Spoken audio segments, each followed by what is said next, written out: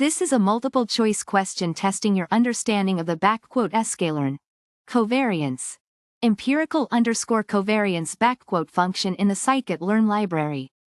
I'll guide you through evaluating each statement about this function. Let's dive in. This question asks you to identify the true statements among several claims about how the Sklearn covariance, empirical_covariance, x, function works. Remember, x represents your dataset. We need to carefully consider each statement individually.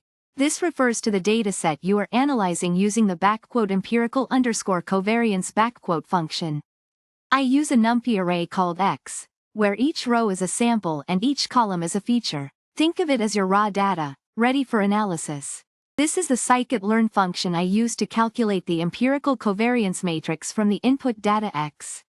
The empirical covariance matrix is a way to describe the relationship between the different features in your data. It's a key tool in statistical analysis. The output of empirical_covariance, x, is a symmetric matrix. This means that the matrix is the same when you flip it across its main diagonal. This is an important property of covariance matrices.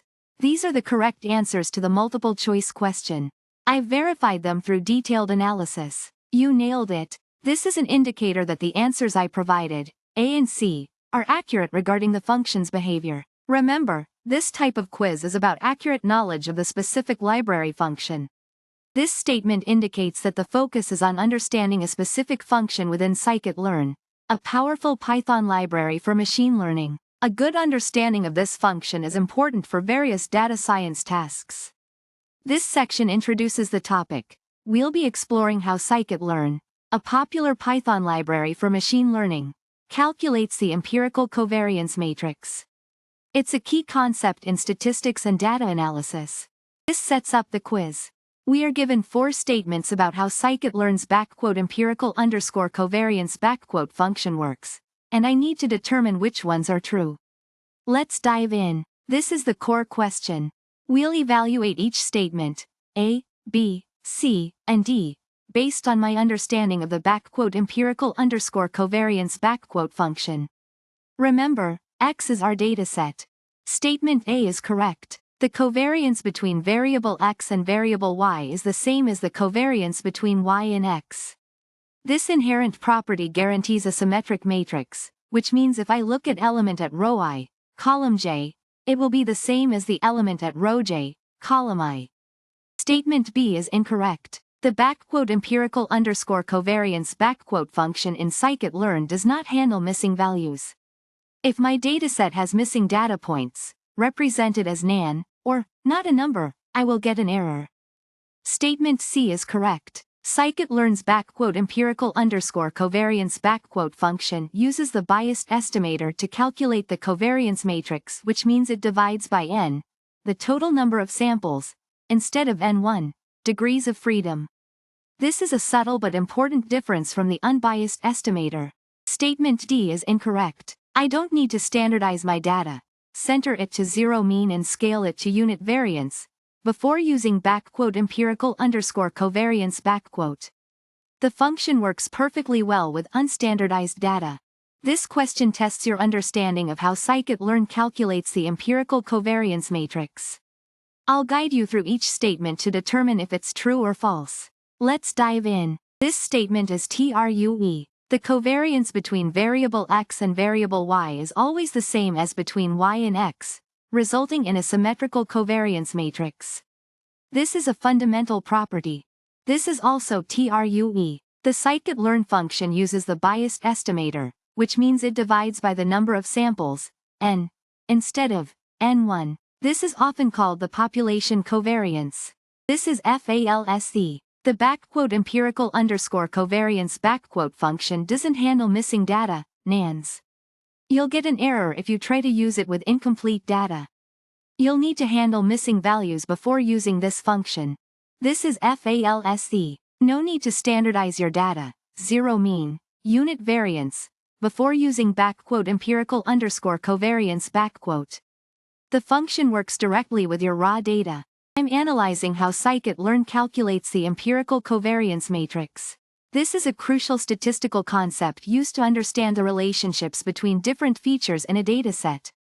We're tackling a multiple-choice question about the Sklearn covariance, empirical_covariance function in the Sklearn library. I'll explain what it does and clarify some common misconceptions. This refers to the process of using the empirical_covariance function to compute the covariance matrix from input data.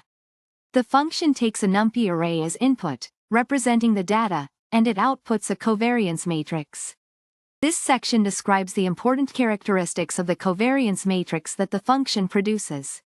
It's critical to understand these properties to correctly interpret the results. The covariance matrix is always symmetric.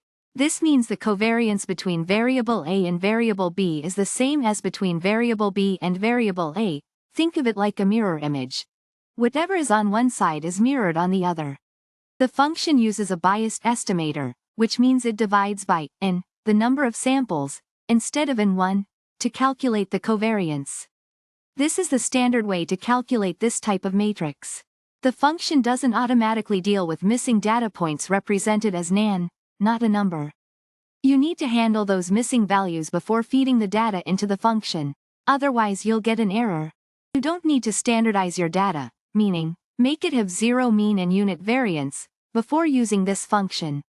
It works perfectly fine with raw data.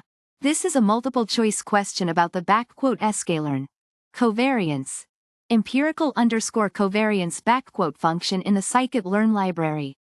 I'll need to carefully consider each statement to determine whether it's true or false. It's testing my understanding of how this function works. This question is asking me to evaluate several statements about the empirical_covariance function and select the ones that are correct. The input x represents my data, which will be a NumPy array. The function calculates the covariance matrix from the data. This statement claims the covariance matrix output from the function will always be symmetric. I know that's a fundamental property of covariance matrices, so this is likely true. The covariance between variable x and y is the same as the covariance between variable y and x. This statement says the function automatically fills in missing data. I'll need to check the documentation to verify that. My guess is that it doesn't do that. Instead, it will likely throw an error if missing values are present in the input data. This statement deals with the type of covariance calculation used. It claims the function uses a biased estimator, meaning it divides by the number of samples, n, instead of n1, which would be an unbiased estimator.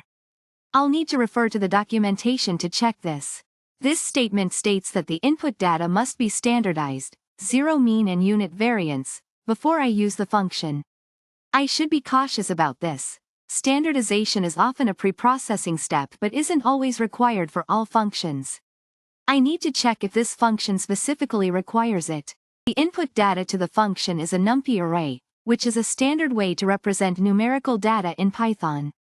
This is a typical format for machine learning data. The NumPy array has a shape of n_samples, n_features, where n_samples refers to the number of data points, and n_features to the number of variables in each data point. This is standard format for data matrices. It's a very common structure in machine learning. This is the actual function call.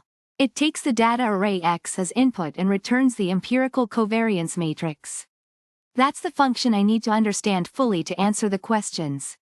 The output is a covariance matrix, a square matrix that shows the covariance between pairs of variables in the input data. Each element, I, j, represents the covariance between variable I and variable j. Pretty straightforward, huh? I'm looking at the Sklearn library's function for calculating the empirical covariance matrix. This is a key tool in statistics for understanding how different variables in a dataset relate to each other. Let's dive into some true or false statements about this function. We'll figure out which ones are correct. This question is about the Sklearn covariance, empirical_covariance function in the Sklearn Python library. This function computes the empirical covariance matrix from your input data, which is usually a NumPy array. This statement is true. A covariance matrix is always symmetric because the covariance between variable x and variable y is the same as the covariance between variable y and variable x. This is false. The empirical_covariance function doesn't handle missing data. It expects your dataset to be complete. If you have any missing values, you'll get an error. You need to pre-process your data to deal with missing values before using this function. This is true. The function calculates the biased sample covariance, meaning it divides by the number of samples, n, rather than the number of samples -1, n1. This statement is false. You don't need to standardize your data, zero mean, unit variance, before using this function. It works just fine with unstandardized data.